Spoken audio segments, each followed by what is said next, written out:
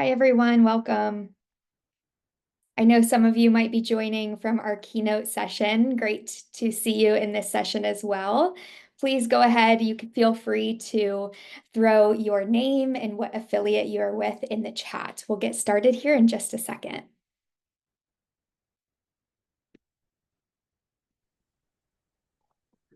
Awesome. All right. Hello, everyone, and welcome. I'm so glad you're here for today's session. My name is Hannah Fox. I'm our Client Experience Manager here at Giveffect. I'm so excited to see all of you joining today. I have just a couple of quick housekeeping items before we get started. So please make sure that you're putting any questions that you have for our speaker using the Q&A button at the bottom of Zoom, and feel free to use chat for any comments. So today's format is going to be about 30 to 40 minutes of learning, and then we'll have 10 to 15 minutes of audience Q&A. My colleague Nicole is going to be monitoring the chat today to assist. Just one quick word from about Giveffect for those who might not be familiar. Giveffect is a 10-in-1 nonprofit technology that many Habitat affiliates use to manage donors, volunteers, fundraising, events, communications, and reporting all in one place, so teams can work from the same information and spend less time on manual tasks. So for a closer look, please be sure to join us on day 3 for our tech spotlight. All right, we're going to dive right in. So the big question today is, how do you lead a successful campaign with a new team, limited and messy historical data, and a brand new tool to learn?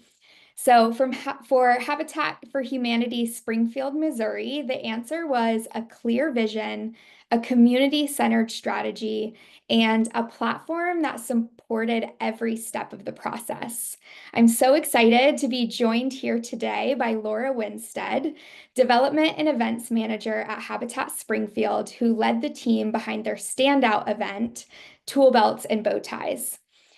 From coordinating a car raffle to an auction to tracking every ticket and donor interaction, Laura and her team exceeded their $135,000 goal and raised $185,000, all while laying a foundation to grow this campaign for years to come.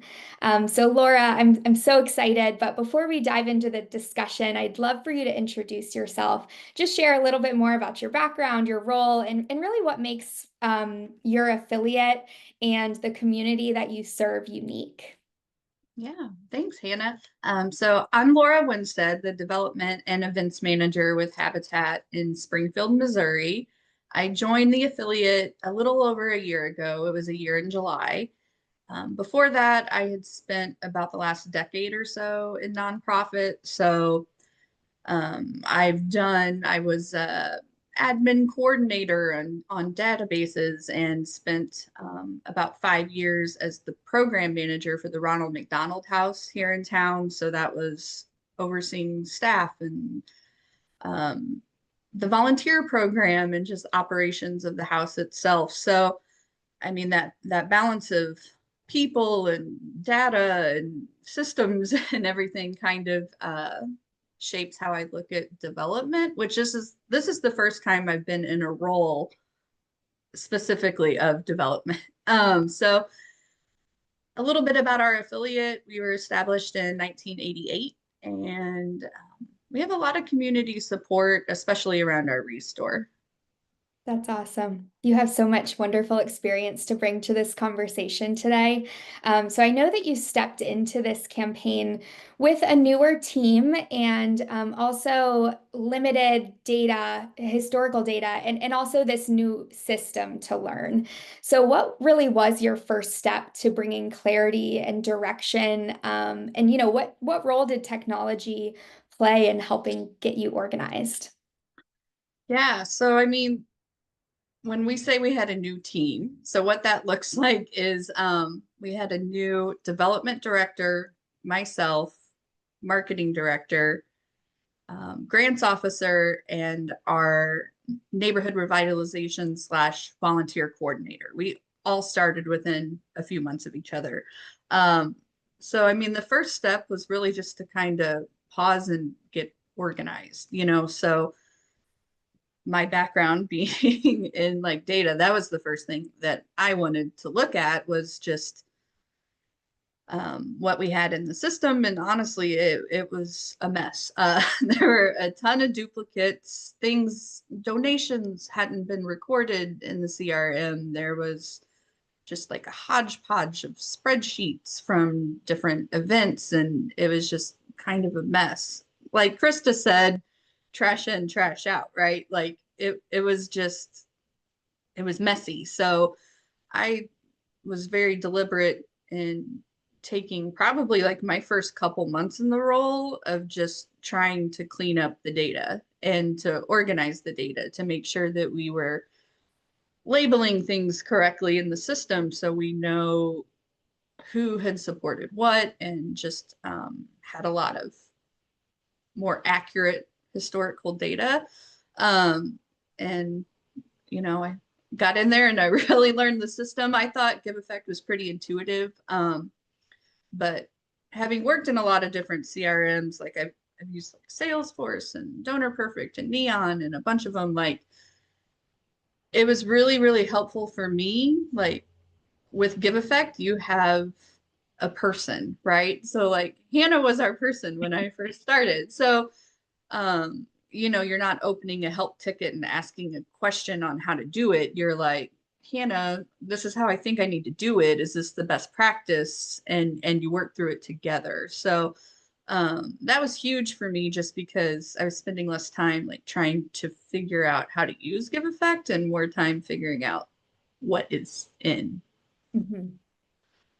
Yeah, I think that makes so much sense. And it is a common story for a lot of affiliates to, to have the data, but being able to trust the data is so important. So I know that you've also said that having a clear vision was really critical. How did you shape that vision and keep your team and your partners aligned while everyone was adjusting to new ways of working?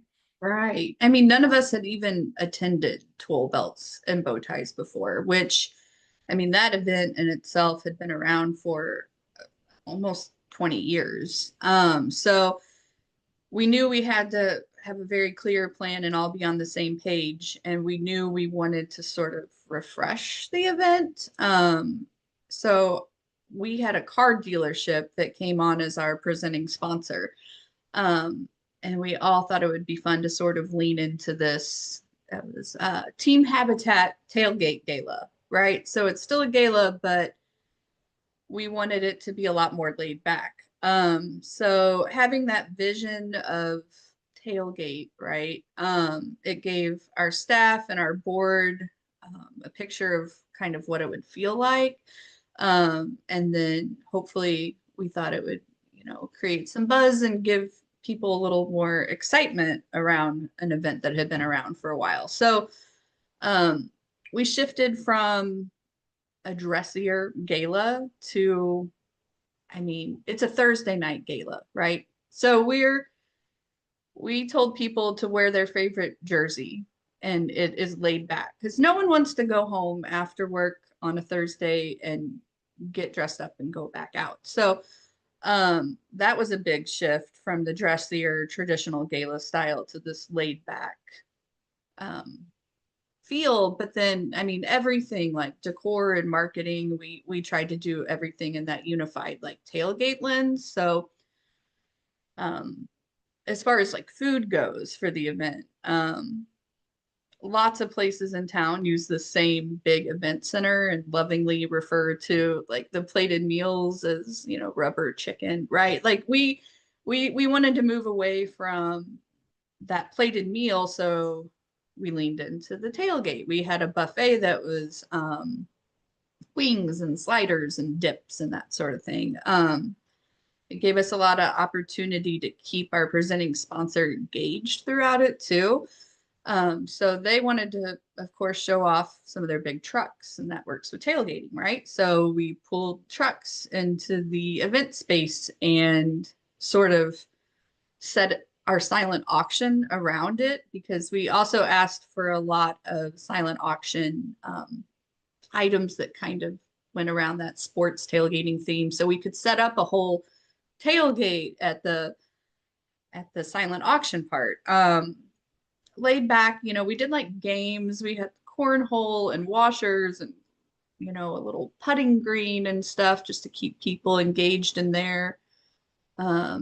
Our keynote speaker was a football coach who had moved to our area recently, a high school football coach that had taken the team to state a couple years. And he's just like, he has a podcast. He's just really engaging. And so having him talk about the team and bringing teams together to a common goal, right? And then we didn't want a stuffy program, but we wanted to be able to talk about all the different things that we do and ways that people there could get involved. So we set up sort of like a post-game press conference up on the stage. So we had a table with microphones and bottles of Gatorade, and like the screen behind it had a step and repeat banner to do this post-game press conference. So we had some key players, volunteers and board members and stuff, where we asked questions. Tell us about that time you volunteered and that sort of stuff. So it was just a 360 from kind of how it had been done before. Just we wanted this laid back feel, and I think we accomplished it. We had a lot of good feedback. That's so fun. I especially love the post conference, like being able to tie that back into the theme. It's just it's wonderful. So I know that, of course, there's so many moving parts to this event, as you started to just describe. We have the car raffle, the auction, sponsorships, ticketing. How did you guys manage all of these moving parts? Yeah, I mean, so as far as the gala goes, we did all the typical things, right? Sponsorships, we had a few individual tickets, a silent auction, and the wine pool. So, I mean, I was able to set up all the sponsorships and Giveffect. You can put the fair market value in there. It makes it easy to track who's paid or who you need to invoice. Giveffect also, you can do like a seating chart in Giveffect. We opted not to do that just because it's such a fluid process. Like to me, my brain, it was easier to do in a spreadsheet. But we had an events committee, so that was huge. They really helped with getting the silent auction thing. So we used a Google sheet that we could share. People could claim who they were going to reach out to, and we could kind of see the stages, right? And then we had a marketing intern. She's the one who helped me put all of the auction items into Giveffect. So you have a photo and your description and the value, and you can do like a soft credit to the person who donated the item. That was all great. So there are bid sheets, but we decided to make our own in Canva. So we pulled down the QR codes that you get when you put it in there, and made our own bid sheets. So that's what they looked like. We did decide to try like a text to give, where you could text. We didn't do it for all of them. I mean, we didn't have a ton of silent auction, but enough where we didn't want to set up a text to give on every single one. So we did try that. That was the first time we'd done that. And in the end, we made about 11,000 from the silent auction. But I know aside from all the typical stuff, we did do a car raffle, right? So being that our presenting sponsor was a car dealership, that made sense. We worked on that like months before the gala. So we sold tickets online, had a whole marketing campaign around it. We did sell physical tickets in the restore, but to help ease the burden of the night of the gala, we did not do the drawing that night. We did a Facebook Live at the car dealership the Saturday following the gala. Um, I've had a couple other affiliates reach out and ask some questions about the car raffle. So I just thought I would share some little FAQs of what I know from what we did. Um, Big question. No, the car was not donated. It wasn't even discounted. But the fine print did say that if we didn't sell at least 2,000 tickets, we reserved the right to split the proceeds 50-50 with the winner. We sold tickets for $25 an entry or 5 for 100. So it turns out we did sell slightly less than the 2,000. And the guy who won the car was very kind. Like he was like, what is going to benefit Habitat the most if I take the car or if I take the money? And in the end, he decided to do the cash option, which did benefit both of us. So we ended up making about 19.5 on the car raffle. Um, we have a really great relationship with the sponsor and the dealer. So, I mean, we kind of knew from the beginning they were okay that if we didn't sell the 2,000, they weren't going to like have us on the hook for buying the car. I mean, they really wanted it to be a win-win, and they got a lot of great marketing from that for months. So they were definitely okay with that. But I mean, all in all the different moving parts, I mean, just delegating what I can when I can. That was really vital. Yeah, absolutely.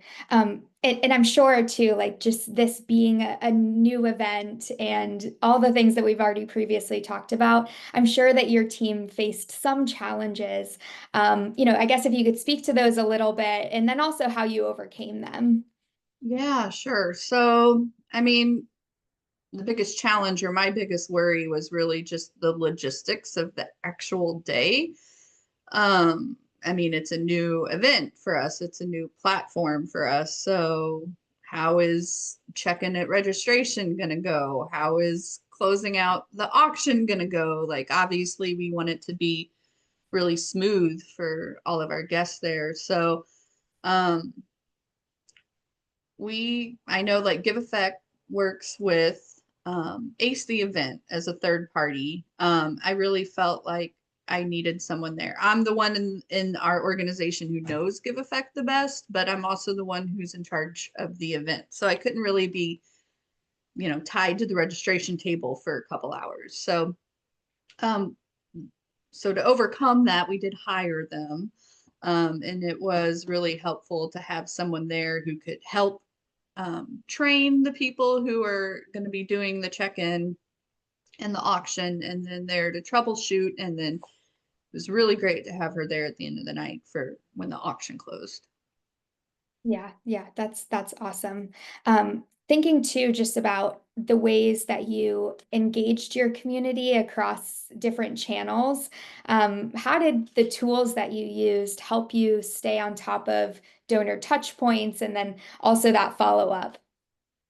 Yeah, so email marketing was really big, and then all of our different social media channels. So, each sponsorship level had different benefits. Some of them have a dedicated e-blast or a dedicated social media post or a page on our website. Lower levels, share those benefits. But I mean, post event, it was really easy because everyone was already tagged in Giveffect. So, like sending an email to everyone, thanking them, and sharing the outcome. We also, during the program, we had QR codes where people could donate, but we also did physical pledge cards on tables. So, like after the fact, there was a little bit of data entry on my end, but being able to enter those as pledges and then invoice after was pretty easy. So lots of different tools.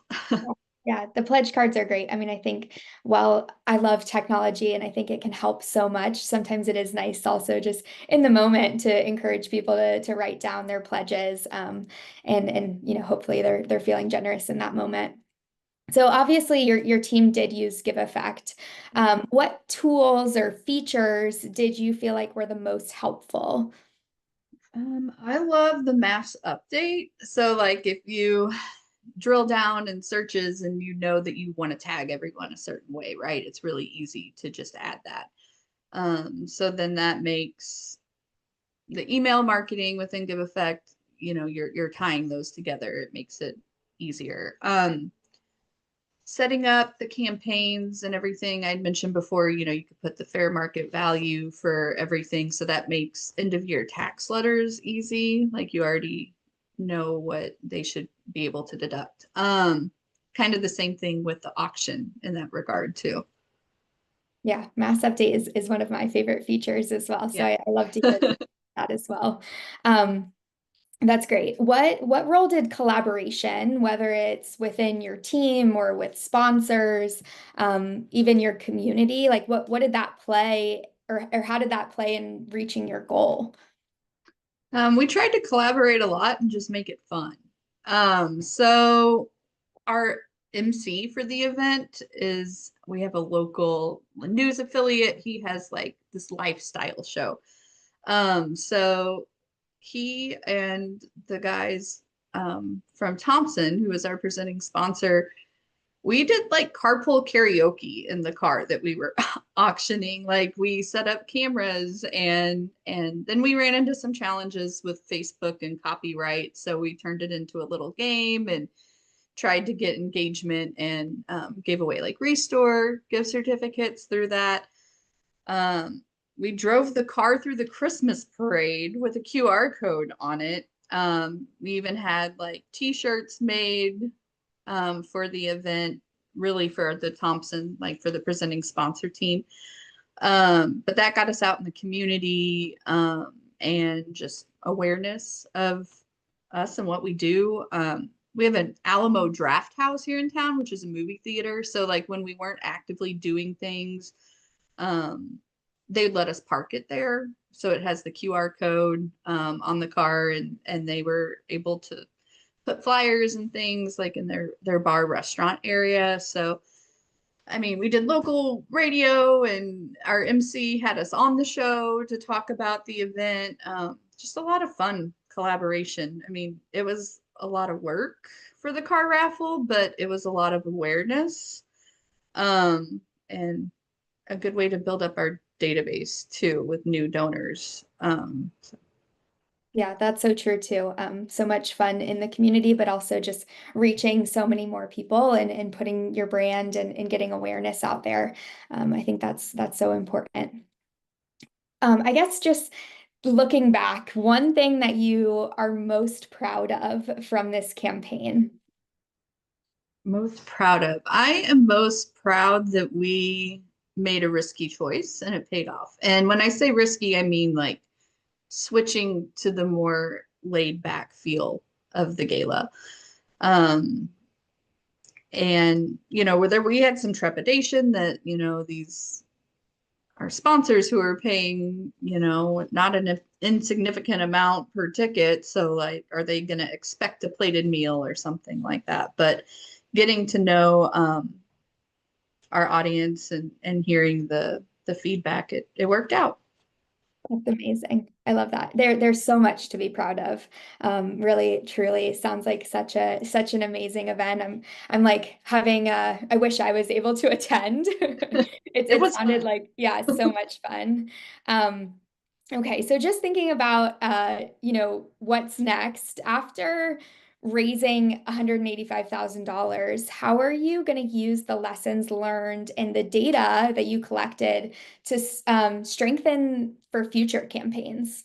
Yeah, I mean, it's a really good feeling to like 100% trust the data that we have now going forward, and that it can be targeted so much. So like I know exactly who was a sponsor of the event, but I know that they brought these people as attendees and these people bought or even bid on an auction item. Or so it lets us break the data down into like a very specific level, and not even just for tool belts, but just using the cleaned up data all around and other campaigns that we've done, like to know, who's a first time donor or who's a recurring donor, or this person is only going to donate when it's a raffle, or are they donating to the mission? But having those insights kinds of it helps us maybe take someone who would only be a raffle donor to show them what we do and tell a story and hopefully turn them into a mission donor. Yep, I think that's such a good point. And so nice to be able to have the data that you can trust and rely on. So this summit is all about exploring what's next for our affiliates. So from your perspective, what is next for Habitat Springfield as you continue to grow this event? And then also, like, what advice would you give other affiliates who are preparing for their own what's next? I mean, for us, it feels really good to have done everything once. I'll start with that. So just having a clear picture of who our supporters are, um, will help us know how to cultivate, or know that, we do a women build event, and it is we do a kickoff luncheon that has sponsors, and that was pretty successful for us too this year. But knowing who does both. So how can we further cultivate that, or make them feel special? Just basically growing all of those relationships. Then as far as advice, I mean, I just think having your team all be on the same page. So like letting everyone have the input so everyone has the buy-in and the ownership of it. I think that's pretty invaluable. Yeah, yeah, I couldn't have said it better. Well, we do have a few minutes for some audience questions and some live Q&A here. So I'm going to take some time and review these questions. I see one. Another customer who uses Giveffect and used it for the first time last year during their gala. They also actually had Ace the Event help use run their silent auction. They're not going to do that this year.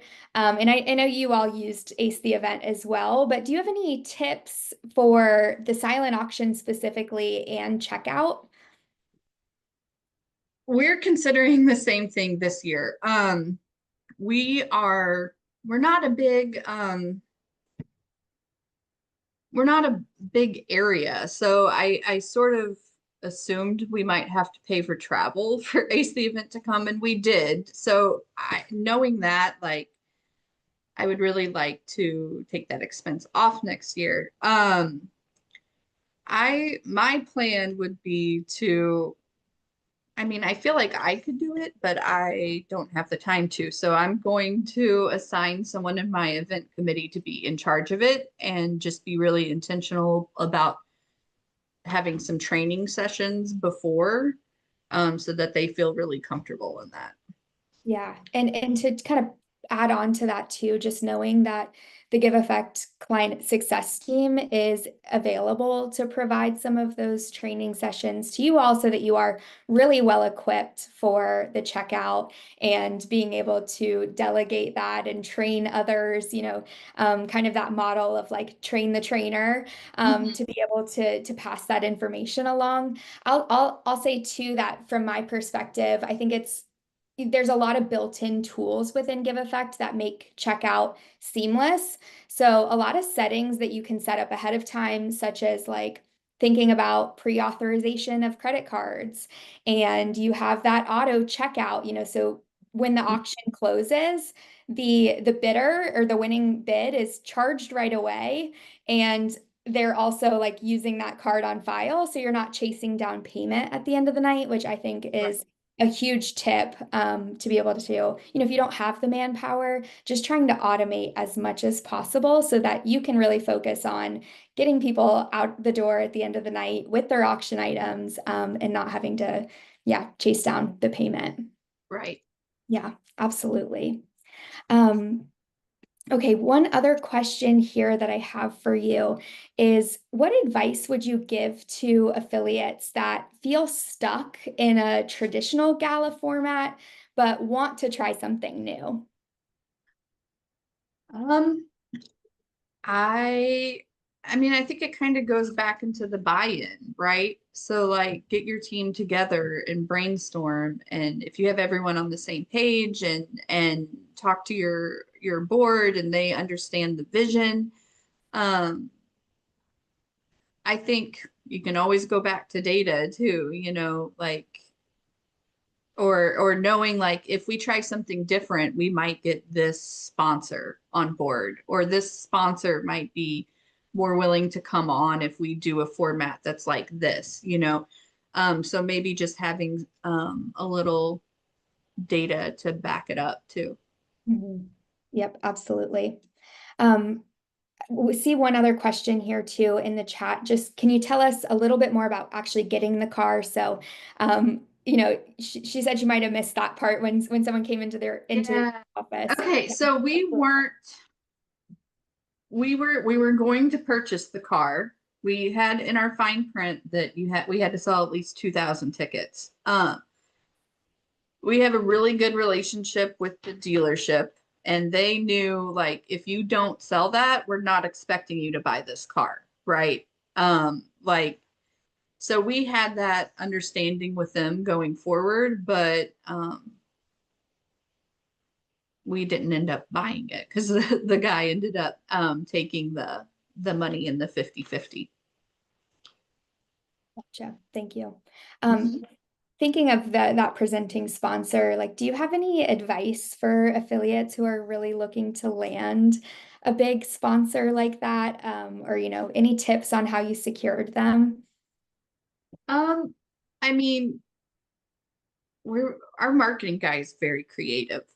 So when our development director and executive director took them to dinner to talk about it, like we had like a little truck even that they had like done like Habitat signage on this little truck, and it's like we really want you to be a partner. Like we don't just want your money, like we want you to be involved. So they're coming on again as our presenting sponsor for this next year. And like we've already met with them and talked about this next year's theme and if they have ideas and how we can get them involved throughout the process. So I think it's like just a partnership, not just like, give me your money.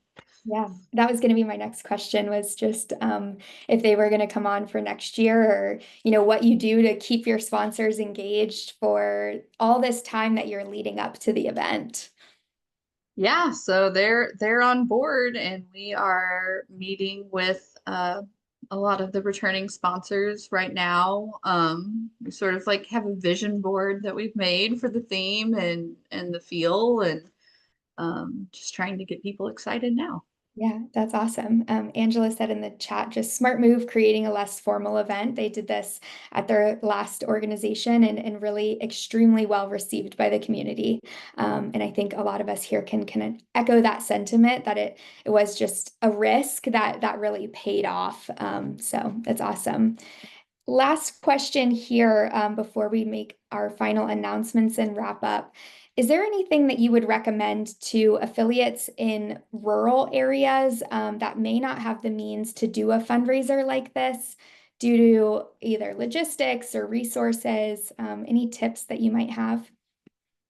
Um, I mean, not off the top of my head. I'm pretty new to development myself, and like one of the things I was really excited about with Giveffect having this summit in particular is I wanted to be able to meet other people in similar roles as me.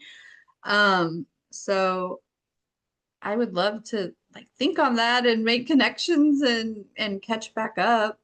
Yeah, that segues perfectly. We are actually gonna go right into our networking session here at 2 p.m. Eastern.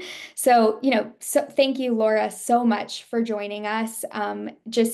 You're so generous with the information. It was such a practical session. I think all of us learned something and walked away with an action item. So, we're gonna to transition into networking. It's just gonna be a quick 30-minute chance to really keep this conversation going. As Laura mentioned, great opportunity to meet and talk about everything we just discussed. So, and meet peers. So to join, open the sessions tab, select networking, and select join. So we'll see you there. Thank you so much, everyone. Thank you, Laura.